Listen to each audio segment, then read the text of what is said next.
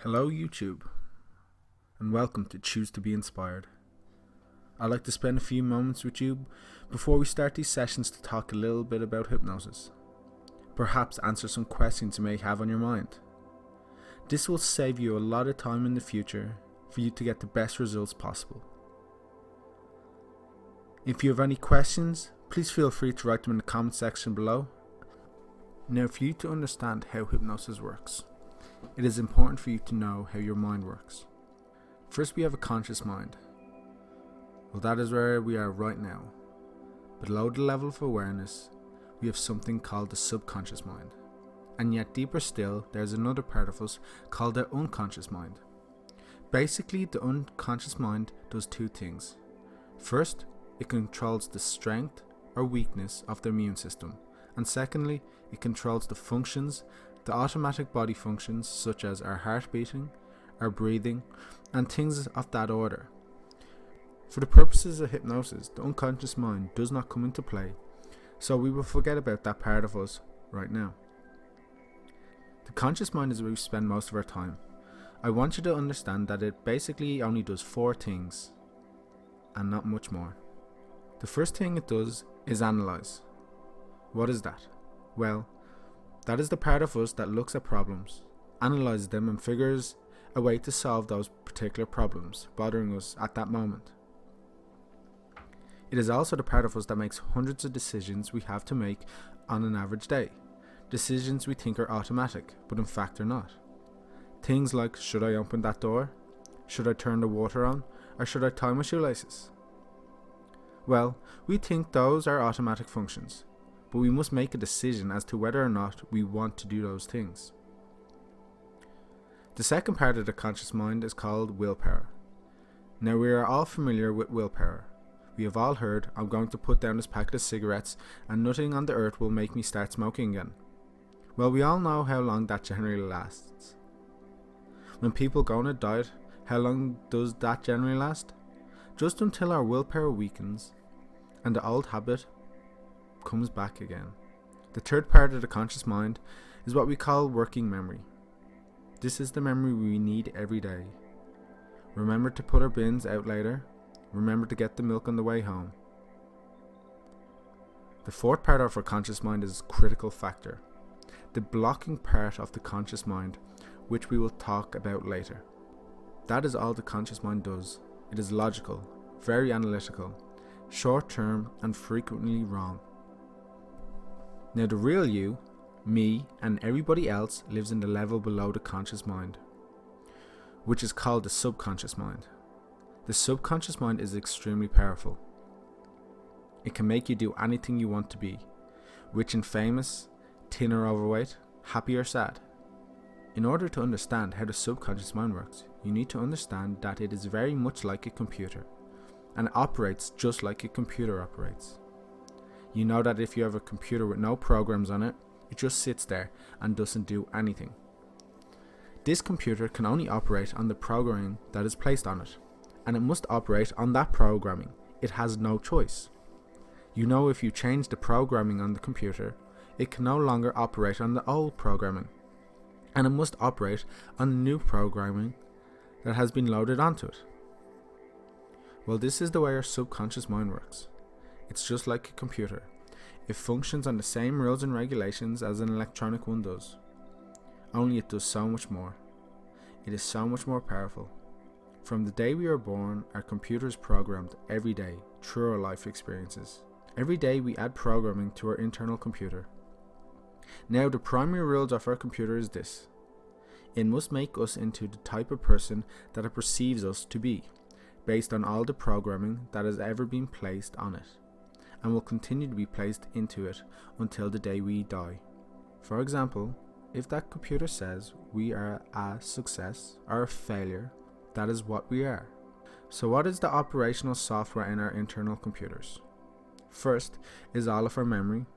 Since the day we were born, the subconscious mind is like a video game. Everything that happened to us, everything that has happened to you, everything that you have ever heard, seen, smelled, or tasted is locked permanently into memory banks of your subconscious mind. We never forget anything in the subconscious. only the conscious level. If there is a reason to, in hypnosis, we can access that memory bank, and it seems like we can actually travel back in time. For example, in regression hypnosis, you can travel back and relive your first birthday. Now, this is more than recall. It is actually like you are there, and it is happening all over again. You can see what happened, you can smell, you can taste, you can hear very clearly. The second program we have in the subconscious mind is habits. We automatically respond in certain fashion when something else happens. When the phone rings, for example, we do not look at it and wonder what it is. We automatically pick it up, and depending on our mood, we answer it in a certain manner. The next part of our subconscious mind is the emotional part.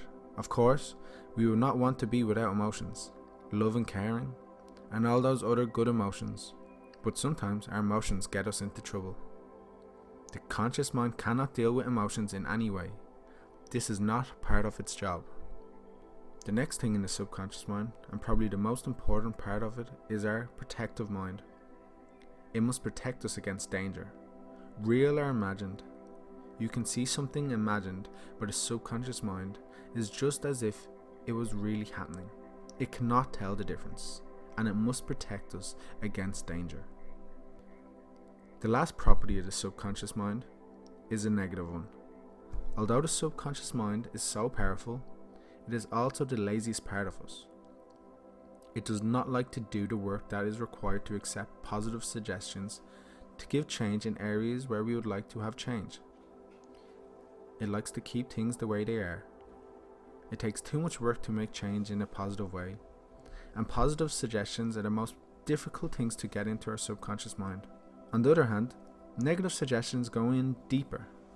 Negative suggestions go into this inner part of us like a hot knife through butter, because it does not take any work to accept a negative suggestion. Let me explain how this works. Take a very heavy person and they get out of the shower. They are standing in front of the mirror drying themselves. What do you think they are saying to themselves as they look into that mirror? I'm fat. Now, this idea, thought, or words go right into the subconscious mind, and the subconscious mind says, yes, that matches the programming that I have in here. That matches the perception I have of you. Therefore, it accepts this suggestion, so the perception of that person becomes stronger and they become heavier. On the other hand, if you take the same heavy person and stand them in front of a mirror and have them say, I'm thin, I'm trim, and I'm attractive, that goes through the subconscious mind, and the subconscious mind says no, that does not match this programming. It would take too much work to change my programming, and it is not allowed. Well, how do we get suggestion into the subconscious mind? Here we use something called hypnosis. Now, what hypnosis does, it allows us to bypass the critical factor, the blocking part of our conscious mind. When we are in a state of hypnosis, it is not what you expect it to be. Our bodies, if we are using a relaxation type of hypnosis, are very relaxed. But the more we go into hypnosis, the more our conscious mind becomes alert. In the deeper levels of hypnosis, your conscious mind is 200 to 300% more alert than you are at this very moment. All of your 5 senses, including hearing, smelling, tasting, and seeing, are hundreds of times better than they are right now. So when you are in hypnosis, you are not asleep. You are extremely alert, probably more alert and clear-minded than you have ever been. The important thing to understand about this is that the subconscious mind takes on a different role when you're in hypnosis. I want you to think of it as playing the role of the guardian of the gates, protecting you. When you receive suggestions in hypnosis, you hear it loud and clear. Now when you hear that suggestion, and these are the tools of success or failure with hypnosis, when you hear that suggestion with your conscious mind, you must, and you really do not have any choice, make a decision about that suggestion. The decision you make determines whether the suggestion is allowed to enter the conscious mind or whether it is rejected. If it is allowed to enter, you will have the change that you are here to achieve. If it is rejected, there will be no change. So, what are these choices?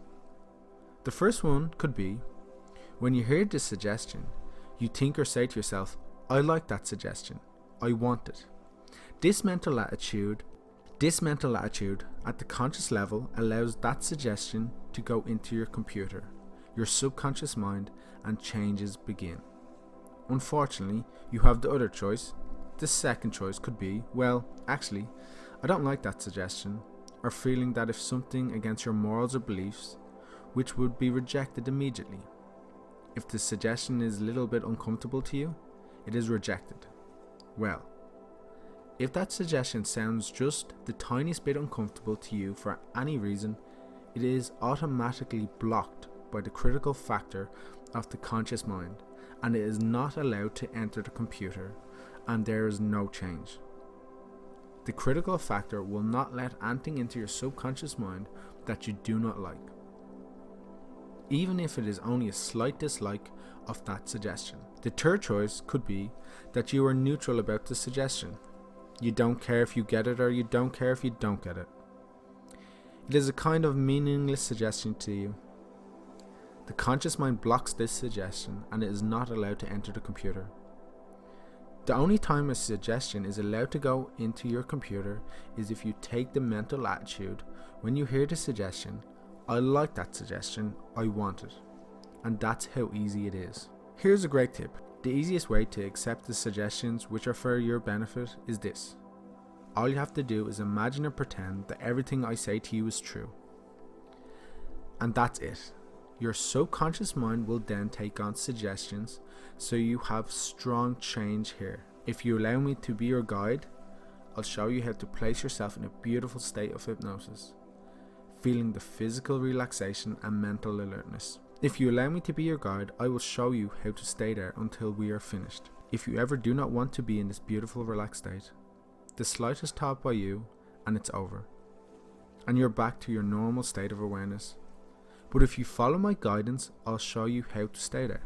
And then the most important thing of all is, if you accept the suggestions given to you with the correct mental attitude, I like it, I want it, you'll have change in the way you want it. If you take one of the other choices, the change you want will be much more difficult. I cannot force a suggestion into your mind. Only you can allow it to happen. You must allow things to happen. You can stop them from happening with the slightest thought if you do not want it to happen. I want you to know that anyone who wants hypnosis can go into a very deep level of hypnosis. How fast? Just like that. The only thing that keeps a person from going into that beautiful state of physical and mental relaxation is that they have a fear or misconception about what hypnosis really is. I'd like to talk to you briefly about some of the more common fears and misconceptions of hypnosis. Some people feel that when you are in hypnosis that you are asleep. Well, I want you to know that when your mind is 200 to 300% more alert than you are at this very moment, this is about as far from sleep as you ever going to get. Hypnosis has nothing to do with sleep. Some people are afraid they won't wake up from hypnosis, and they won't. I agree with that. I've never seen anybody wake up from hypnosis. There is only one thing that you can wake up from, and that is sleep. If you're not asleep, you cannot wake up. Anytime you want to emerge from hypnosis, all you have to do is have the slightest thought that you do not want to be in that relaxed state anymore, and instantly it is over and you're back to your normal awareness. There is another powerful misconception that some people have that say that I can control you and make you do anything I want you to do. I have to be honest with you. I wish that was possible, because then I could guarantee 100% success. But remember, you have those three choices. When you hear a suggestion, and only time the suggestion is allowed to enter your computer is if you say, I like it, I want that suggestion. I can't force a suggestion in. I can't control you. What mental attitude you take when you hear a suggestion determines success or failure. Some people have the misconception that they will tell me all their deep, dark secrets when they are in hypnosis. For the same reason of mental alertness, you are more in control of anything you choose to do or say while you are in hypnosis than you are right now. If you do not want to tell me something, then you simply won't. If I ask you for information that was none of my business, you would simply tell me that is none of my business. Some people say that all sounds reasonable, but I've seen a stage hypnotist work, and I know he was controlling those people on stage. I've seen them run around like chickens and bark like dogs. So let me tell you how stage hypnosis works. When the stage hypnotist comes out and gives a short lecture on hypnosis, saying he is showing the entertainment side of hypnosis, and there is also a clinical side. He tells the people really good subjects are those individuals who have the best ability to imagine, a wonderful imagination, and the ability to concentrate. And he will give the audience a test for imagination and concentration. What he is actually doing is testing the audience for two very important things. First, who goes into hypnosis quickly, and more importantly, he is testing those people to find out who wants to have fun and who does not mind what people think of him. These are the people he invites up on the stage. They usually enter hypnosis very rapidly and very easily, and those people, because they want to have fun, take the mental attitude, I like it, I want it to work, and it does. Many times on stage, a person will think they want to do those things, but when it comes time to actually have it happen, they do not have the correct mental attitude, and the suggestion is ineffective. These people, the stage hypnotist sends back to their seats, or if it's long enough into the show, he will sit them on the stage and ignore them for the rest of the show. Stage hypnosis operates by the same rules as clinical hypnosis. You always have the choice as to whether or not you want that suggestion. If you do not want it, truthfully, do not want it, it will be rejected and there will be no change. So you see, hypnosis is up to you. If you accept the suggestion with the correct mental attitude, I like it, I know it will work, yes, you will have 100% success. Before I finish, I just want to go through a few things. You will not be asleep. In fact, your awareness will be 200 to 300 times higher than it is right now. You will hear all external noises, but it won't affect or bother you in any way because you know that you are supposed to hear them. The only thing you really need to do for yourself is to go into this session with a strong mental attitude and to open your mind and follow everything I ask you to do with 100% conviction, and the rest will be easy. I will talk you through every step of the way. I know you are going to enjoy all these sessions. Thank you for giving me this time with you, and enjoy listening to my videos.